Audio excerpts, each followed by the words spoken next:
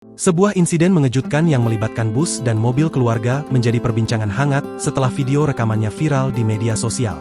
Kejadian ini diunggah oleh akun Instagram Surabaya Informasi pada Sabtu, 28 Desember 2024. Dalam video tersebut, terlihat sebuah bus memotong jalur secara tiba-tiba, menyerempet mobil, dan kemudian kabur tanpa bertanggung jawab.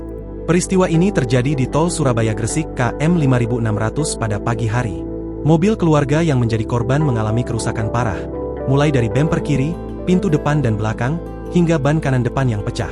Bus tiba-tiba memotong lajur hingga menyerempet sebuah mobil keluarga. Akibatnya, mobil tersebut rusak bagian bemper kiri sampai pintu depan, kemudian pintu belakang hingga bemper belakang, dan pecah ban kanan depan. Demikian keterangan pada unggahan akun tersebut. Menanggapi insiden ini, Sony Susmana, Training Director Safety Driving Consultant Indonesia, menjelaskan pentingnya kewaspadaan saat berada di sekitar kendaraan besar seperti bus atau truk. Menurutnya, pengemudi mobil kemungkinan berada di area blind spot bus saat kejadian berlangsung.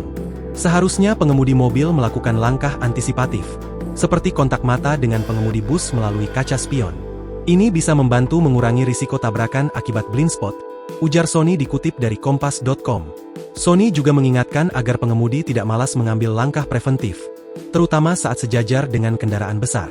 Risiko seperti terserempet, terkena benda jatuh dari muatan, hingga bahaya ban pecah menjadi ancaman serius di jalan. Redaksi Kompas.com mencoba menghubungi pihak perusahaan otobus Jaya Utama untuk meminta klarifikasi terkait kejadian ini.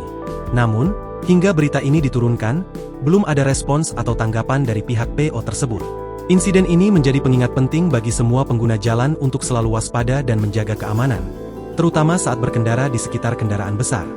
Download Tribun X sekarang, menghadirkan lokal menjadi Indonesia.